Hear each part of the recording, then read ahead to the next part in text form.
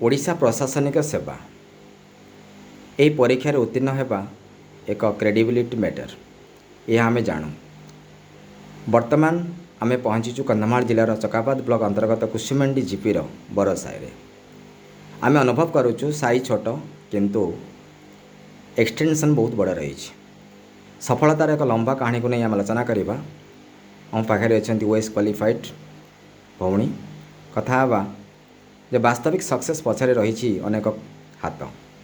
से हाथ भितर रही अनेक व्यक्तिंर महत उद्देश्य आम जहाँ देखिपुर वर्तमान सफलता को नहीं तो आम आलोचना करवा, किंतु गुरुत्वपूर्ण विषय है से सफलतार जो लंबा कहानी संक्षिप्त विवरण विषय आलोचना करवा। भौणी आप ना कौन रही? अच्छा,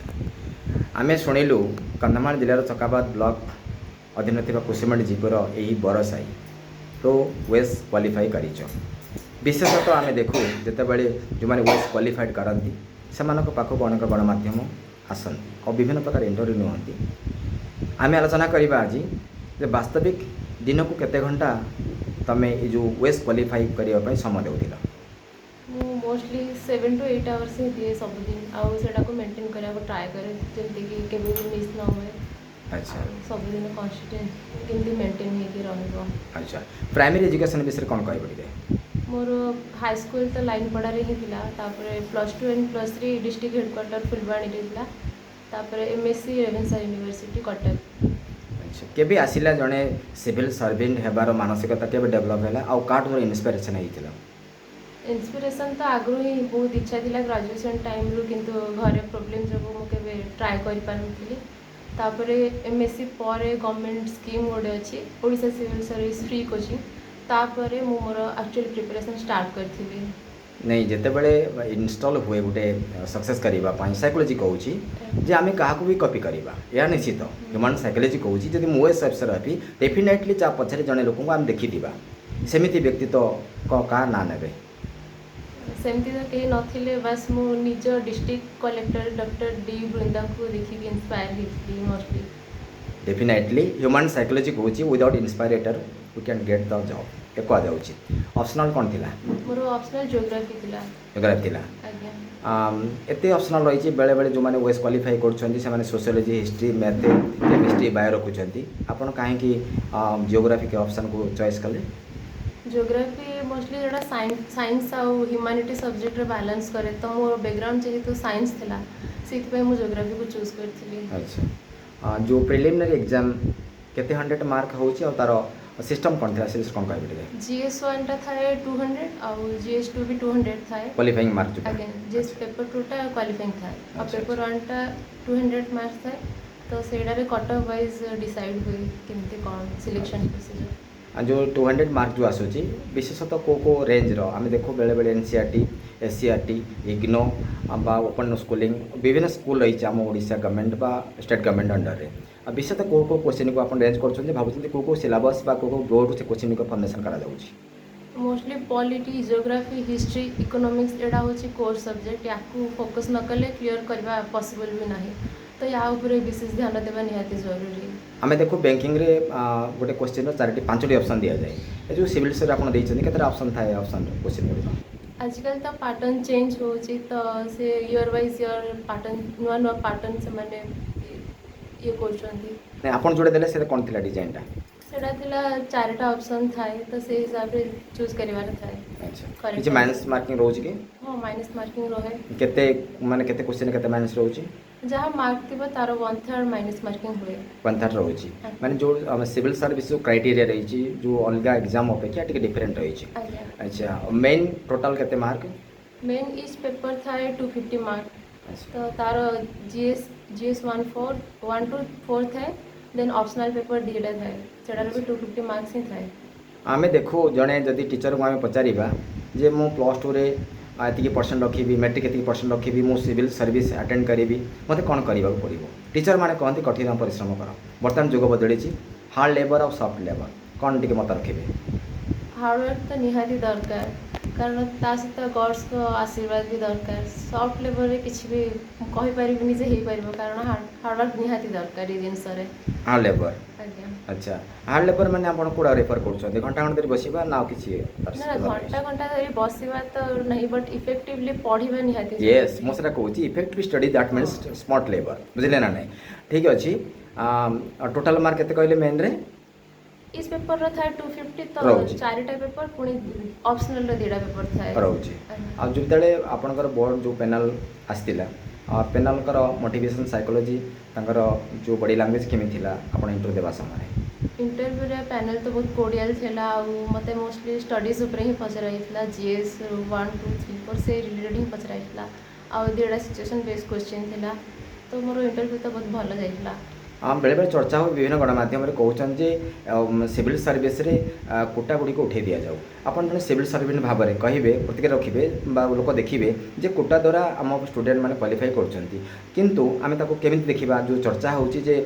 କମ୍ ପରସେଣ୍ଟ ଥିଲେ ମଧ୍ୟ କୋଟାରେ ପିଲାମାନେ କ୍ୱାଲିଫାଇ କରୁଛନ୍ତି ତେଣୁ ଯେହେତୁ ପ୍ରଶାସନିକ ସ୍ତରରେ ଆମେ ଦେଖିବା OJEI ବା ଟିଚର ବା JEI ଏସବୁ ପୋଷ୍ଟ ଅପେକ୍ଷା ସିଭିଲ୍ ସର୍ଭିସରେ କୋଟାର ପାଇଁ କ'ଣ ପ୍ରତିକ୍ରିୟା ରଖିବେ ଟିକେ ନା କୋଟା ତ ନିହାତି ଜରୁରୀ କାହିଁକି ନା ବହୁତ ବ୍ୟାକୱାର୍ଡ଼ ଏରିଆରୁ ବି ବହୁତ ପିଲା ଆସନ୍ତି ତ ସେମାନେ ବି ବହୁତ ପରିଶ୍ରମ କରନ୍ତି ତ କୋଟା ନଥିଲେ ସେମାନେ କେବେ ଉପରକୁ ଉଠି ବି ପାରିବେନି ଆଚ୍ଛା ଆଚ୍ଛା ସେମାନଙ୍କୁ ନିହାତି ସପୋର୍ଟ ଦରକାର। ଆଚ୍ଛା ଆଜ୍ ପର୍ କନଷ୍ଟିଟ୍ୟୁସନ୍ସ ଆକ୍ଟ 10 ଇୟର୍ ପାଇଁ କୋଟା ଆମ ଗଭର୍ଣ୍ଣମେଣ୍ଟ ଦିଆଯାଇଥିଲା ସେଣ୍ଟ୍ରାଲ ଗଭର୍ଣ୍ଣମେଣ୍ଟରୁ ତାକୁ ଏକ୍ସଟେନସନ୍ କରାଗଲା ମତ କ'ଣ ରଖିବେ ଟିକେ ହଁ ସେଇଟା ନିହାତି ଜରୁରୀ କାହିଁକି ନା ଜରୁରୀ। ଏମିତି ବହୁତ ଟ୍ରାଇବାଲ୍ ଗ୍ରୁପ୍ସ ଅଛନ୍ତି SC କାଷ୍ଟରୁ ବି ବହୁତ ଅଛନ୍ତି ଯେଉଁମାନେ ବହୁତ ବ୍ୟାକୱାର୍ଡ଼ ଆଉ ସେମାନଙ୍କୁ ସପୋର୍ଟ ତ ନିହାତି ଜରୁରୀ ଗଭର୍ଣ୍ଣମେଣ୍ଟ ତରଫରୁ ତ ଏଇଟା ଗୋଟେ ଭଲ ଜିନିଷ କିନ୍ତୁ ଏଇଟା ବହୁତ ଆପ୍ରୋପ୍ରିଏଟ୍ରେ ହେବା ଦରକାର ସୋ ଦ୍ୟାଟ୍ ଯେଉଁମାନେ ଏକ୍ସକ୍ଲୁଡ଼ ହେଉଛନ୍ତି ସେମାନେ ଇନକ୍ଲୁଡ଼ ହେଇପାରିବେ ଆଉ ଯେଉଁମାନେ ଅଲରେଡ଼ି ଇମ୍ପ୍ରୁଭ୍ ହେଇସାରିଛି ଯେଉଁମାନଙ୍କର କଣ୍ଡିସନ୍ ସେମାନେ ଯେମିତି ଏଇ ଜିନିଷରୁ ଉପରକୁ ମାନେ ବାହାରି ପାରିବେ। ଶୁଣିପାରିଲେ ଭଉଣୀଙ୍କର ଏକ୍ସପିରିଏନ୍ସ କହୁଛନ୍ତି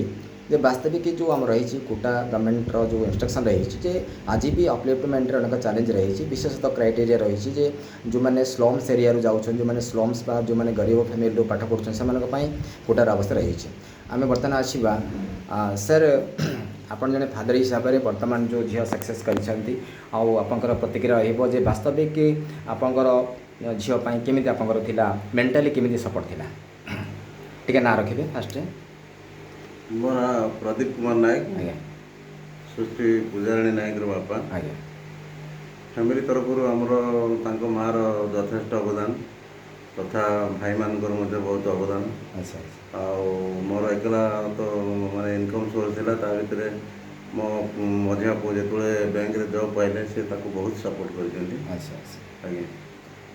ମାଙ୍କ ପାଖକୁ ଫେରିବା କୁହାଯାଏ teacher the first teacher and the foundation of the inspiration ma'am ଆପଣଙ୍କ ନାଁ କ'ଣ ରହିଛି ମୋ ନାଁ ରାଜମା ନାୟକ ଆଚ୍ଛା ପୂଜାରାଣୀର ମା। ଆଚ୍ଛା ଆମେ ଦେଖୁ ବେଳେବେଳେ ମାଆ ମାନେ କିଛି ନ ପଢ଼ି ମଧ୍ୟ ପୁଅ ଝିଅମାନଙ୍କୁ OAS OS ନା କରିପାରନ୍ତି ମୁଁ ତ ସେମିତି କିଛି ପାଠ ପଢ଼ିନି ନାଇଁ ନାଇନ୍ଥ ମୁଁ ପାସ୍ ଆସୁଛି ହେଇଛି। ସେଠିକି ବେଳେବେଳେ ଆମେ ଦେଖୁ ଅଣ୍ଡର ଯେ ମ୍ୟାଟ୍ରିକ୍ ବିଭିନ୍ନ ଗଣମାଧ୍ୟମରେ ଆମେ ଦେଖୁ ଯେ ମାଆଙ୍କର ବ୍ଲେସିଂ ଏବଂ କଣ୍ଟ୍ରିବ୍ୟୁସନ୍ ଅଧିକ ଥାଏ ତେଣୁ ମାଆ ଜଣେ ଶିକ୍ଷିତ ଥିଲେ ହିଁ ଝିଅ ଶିକ୍ଷିତ ହେବ ଏ ଧାରଣା ସମ୍ପୂର୍ଣ୍ଣ ଭୁଲ ଆମେ ଯାହା ବର୍ତ୍ତମାନ ଦେଖୁଛୁ ଯେ ବାସ୍ତବିକ ମାଆଙ୍କର ଯେଉଁ ଇନ୍ସପାଇରେଟ୍ ରହୁଛି ତା ଦ୍ୱାରା ମଧ୍ୟ ପୁଅ ଝିଅମାନେ ଆଗକୁ ଯାଉଛନ୍ତି ଆଜି ଆପଣ କେତେ ଖୁସି ଅଛନ୍ତି ହଁ ଝିଅ ବହୁତ ପଢ଼ି ଖୁସି ଅଛି ଆଚ୍ଛା ଆଚ୍ଛା କାହିଁକି ନା ସାରା ଡିଷ୍ଟ୍ରିକ୍ଟ ମୋ ଝିଅ ପାଇଁ ଗର୍ବିତ ଏବଂ ମୁଁ ମଧ୍ୟ ଗର୍ବିତ। ଆଚ୍ଛା ବର୍ତ୍ତମାନ ଆମେ ଆସିବା ଆମର ଅବଦାନ କିଛି ନାହିଁ ଆଚ୍ଛା ଝିଅ ପରିଶ୍ରମ କରୁଛି ତା ଫଳ ସେ ପାଇଛି। ଆଚ୍ଛା ଆଚ୍ଛା ଆମେ ଭଉଣୀ ପାଖକୁ ଆସିବା ଆମେ ଦେଖୁ ଓଡ଼ିଶା ଏମିତି ଏକ ରାଜ୍ୟ ଯାହାକି ପାଖାପାଖି 500ରୁ 600 କିଲୋମିଟର ହେଉଛି କୋଷ୍ଟାଲ ବେଲ୍ଟ ପ୍ରତିବର୍ଷ ସେପ୍ଟେମ୍ବର ଅକ୍ଟୋବର ମାସରେ ଆସିଲେ କିଛି ହୁଡ଼ୁହୁଡ଼ୁ ତିତିଲି ଏପରି ଯେଉଁ ଡିଜାଷ୍ଟର ମ୍ୟାନେଜମେଣ୍ଟ ଗୁଡ଼ିକ ଓଡ଼ିଶାରେ ଆକ୍ରାନ୍ତ ରହିଛି ଆଜ୍ ଏ ସିଭିଲ୍ ସର୍ଭେଣ୍ଟ ଭାବରେ କ'ଣ ଏକ୍ସପେକ୍ଟ କରିବେ ଓଡ଼ିଶାରେ ଯେଉଁ ନ୍ୟାଚୁରାଲ୍ କାଲାମିଟି ଘଟୁଛି ଏହାକୁ ଚେଞ୍ଜେସ୍ କରିବା ପାଇଁ ଆପଣଙ୍କ ନିଜ ତରଫରୁ କ'ଣ ରହିବ ଷ୍ଟ୍ରାଟେଜି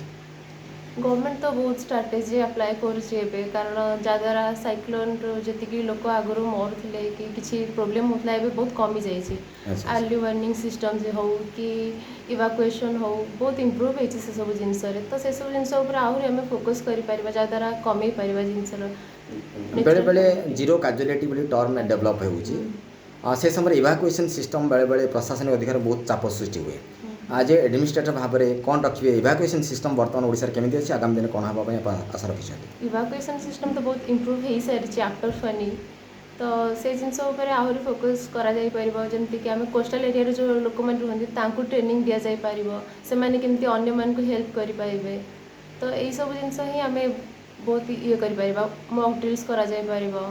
अच्छा, सो अच्छा। दैट ସେମାନଙ୍କ ଲାଇଫ୍ରେ ଇମ୍ପ୍ରୁଭମେଣ୍ଟ ଆସିପାରିବ। ଆଚ୍ଛା ଆଚ୍ଛା ବେଳେବେଳେ ଆମେ ଦେଖୁ ବହୁତ ଲୋକଙ୍କର ଭାବୁଛନ୍ତି ଯେ କୋଷ୍ଟାଲ ବେଲ୍ଟ ତାଙ୍କ ଗୋଟେ ହାବିଟ୍ ହେଇଯାଇଛି ଏମିତି ସୁନାମି ଆସିବ ସେ ହୁଡ଼ୁହୁଡ଼ୁ ଆସିବ ତିତିଲି ଆସିବ ସେ ଗୋଟେ ଲେଜିନେସ୍ ଟାଇପ୍ର ସେମାନେ ରହୁଛନ୍ତି ବେଳେବେଳେ ଘର ଛାଡ଼ିବା ପାଇଁ ସେମାନେ ରିଲକ୍ଟାଣ୍ଟ ହେଉଛନ୍ତି ସେମାନଙ୍କୁ ଆପଣ କେମିତି କାଉନସିଲିଂ କରିବେ ଯେ ଇମିଡ଼ିଏଟ୍ ସେମାନେ ଇଭାକୁଏସନ୍ ହେବେ ଆଉ ତାଙ୍କର ଯେଉଁ ପ୍ରପର୍ଟି ଗୁଡ଼ିକ ସରକାର ପାଖରେ ରିଫଣ୍ଡ ହୋଇପାରିବ ସେଥିପାଇଁ କେମିତି କ'ଣ ପ୍ରତିକ୍ରିୟା ରଖିବେ ଯେଉଁ ଅନ୍ୟମାନଙ୍କ ପାଇଁ ପ୍ରେରଣା ହୋଇପାରିବ। ସେମାନଙ୍କୁ ଆମେ ଯେଉଁଠି ଥାଆନ୍ତି ଟ୍ରାଇବାଲ୍ ଲିଡର୍ ହେଉ କି ଗାଁର ଯେଉଁ ସରପଞ୍ଚ ଥାଆନ୍ତି କି ମୁଖିଆ ଥାଆନ୍ତି ସେମାନଙ୍କ ଥ୍ରୋରୁ ଆମେ କନଭିନ୍ସ କରିପାରିବା ଆଚ୍ଛା କାରଣ ସେମାନେ ସେମାନଙ୍କ ସହିତ ଯେହେତୁ ଜଡ଼ିତ ଥାଆନ୍ତି ତ ସେମାନେ ସେମାନଙ୍କ କଥା ଭଲସେ ବୁଝିପାରିବେ ତ ଆଚ୍ଛା, ସେମାନଙ୍କ ଥ୍ରୋରୁ ହିଁ ଆମେ ସବୁ କରିପାରିବା। ଆଚ୍ଛା ବର୍ତ୍ତମାନ ଆମେ ଆସିବା ଯେ ବେଳେବେଳେ ଯେଉଁ ଜିଲ୍ଲାଗୁଡ଼ିକ 30ଟା ଜିଲ୍ଲା ଭିତରୁ କିଛି ଜିଲ୍ଲା ଅଛି ଯେଉଁ ଜିଲ୍ଲାଗୁଡ଼ିକ ଏବେ ବି ଲିଟରେସି ରେଟ୍ ଗୁଡ଼ିକ କମି କମି ଯାଉଛି ବିଶେଷତଃ ଏନି ଚ୍ୟାଲେଞ୍ଜକୁ ଫେସ୍ କରିବା ପାଇଁ ଲିଟରେସି ହେବା ଦରକାର ଯେତେବେଳେ କୌଣସି ଡିଜାଷ୍ଟର ମ୍ୟାନେଜମେଣ୍ଟ ହେଉଛି ଲିଟରେସିର ବହୁତ ଇମ୍ପୋର୍ଟାଣ୍ଟ ପାର୍ଟ ରହୁଛି ସେମାନଙ୍କର ଅଭିଜ୍ଞତା କମ୍ ଥିବା ଯୋଗୁଁ ସେମାନେ ବେଳେବେଳେ ଆକ୍ସିଡେଣ୍ଟର ଶିକାର ହେଉଛନ୍ତି ଲିଟରେସି ରେଟ୍ ଦ୍ୱାରା ଯେଉଁ ଆମର ଜିଓଗ୍ରାଫିକାଲ ସିଚୁଏସନ୍ ଆଉ ଚ୍ୟାଲେଞ୍ଜେବୁଲ୍ ଓଡ଼ିଶା ପାଇଁ କ'ଣ ରହିବ ପ୍ରତିକ୍ରିୟା ଆପଣ ଜଣେ ପ୍ରଶାସନିକ ଅଧିକାରୀ କ'ଣ ମତ ରଖିବେ ଓଡ଼ିଶାର ଯେଉଁ ଡିଜାଷ୍ଟର ମ୍ୟାନେଜକୁ ଷ୍ଟପିଂ ଏବଂ ମ୍ୟାନେଜମେଣ୍ଟ କରିବା ପାଇଁ। ସେମାନେ ତ ଜାଣିପାରିନଥାନ୍ତି ଆକ୍ଚୁଆଲି ଡିଜାଷ୍ଟର କ'ଣ ତା'ର ଇଫେକ୍ଟ କ'ଣ ହେଇପାରିବ ଭଲନେରେବିଲିଟି କ'ଣ ତ ଏଇସବୁ ଜିନିଷ ଡିଜାଷ୍ଟର ଆସିବା ପୂର୍ବରୁ ଆମେ ମାଇକ୍ ଥ୍ରୋରେ ଆନାଉନ୍ସମେଣ୍ଟ କରିପାରିବା ସେମାନଙ୍କୁ ସଚେତନ ବି କରିପାରିବା ଯେ ଏହା ପ୍ରୋବ୍ଲେମ୍ ହେଇପାରିବ ଫ୍ୟୁଚରରେ ତ ଏସବୁ ଜିନିଷ ଦ୍ୱାରା ସେମାନଙ୍କୁ ଆଟଲିଷ୍ଟ ଆୱେର୍ କରିପାରିବା ଆମେ ଦେଖୁ ବେଳେବେଳେ ଯେତେ ସବୁ ଆଡ଼ଭର୍ଟାଇଜ୍ ଗୁଡ଼ିକ ବର୍ତ୍ତମାନ ଗଭର୍ଣ୍ଣମେଣ୍ଟର ଇଂଲିଶ ଲାଙ୍ଗୁଏଜ୍ରେ ହେଉଛି ଆଜ୍ଞା ହେଲେ ଯେତେବେଳେ ଡିଜାଷ୍ଟର ମ୍ୟାନେଜମେଣ୍ଟ ଆସୁଛି ଇଂଲିଶ ଲାଙ୍ଗୁଏଜ୍ ଆନାଉନ୍ସମେଣ୍ଟ କରାଯାଉଛି କେତେ ଲୋକ ତାକୁ ରିସିଭ୍ କରିବେ ଆଉ ସଚେତନ କେମିତି ହେବ ସେ କ'ଣ ରଖିବେ ନା ଆମେ ଓଡ଼ିଆ ଲାଙ୍ଗୁଏଜରେ କଲେ ଆମେ ଲୋକଙ୍କ ସହିତ କନେକ୍ଟ କରିପାରିବା ସୋ ଦ୍ୟାଟ୍ ସେମାନେ ବୁଝି ବି ପାରିବେ ଆଉ ଜାଣି ବି ପାରିବେ ଆକ୍ଚୁଆଲି ପ୍ରୋବ୍ଲେମ୍ଟା କ'ଣ ଆଚ୍ଛା ତ ସବୁ ଜିନିଷ ଆମେ ଓଡ଼ିଆ ଲାଙ୍ଗୁଏଜରେ କଲେ ବେଟର୍ ହେବ ସୋ ଦ୍ୟାଟ୍ ସମସ୍ତେ ଇନକ୍ଲୁଡ଼ ହେଇପାରିବେ ଗୋଟେ ସିଚୁଏସନ୍ରେ କି ଗୋଟେ ଇନିସିଏଟିଭ୍ରେ। ଆଚ୍ଛା ଏସି କମ୍ୟୁନିଟିର you the first person of line ପଡ଼ା କୁସିମେଣ୍ଟ ପଞ୍ଚାୟତ ଯେଉଁ ଆପଣ କ୍ୱାଲିଫାଇ କରିଛନ୍ତି ଆପଣଙ୍କ ଟାଇପ୍ର ଗୋଲ୍ ନେକ୍ସଟ କମିଂରେ ଆସିବେ ତାଙ୍କ ପାଇଁ କ'ଣ ଆଡ଼ଭାଇସ୍ ରହିବ।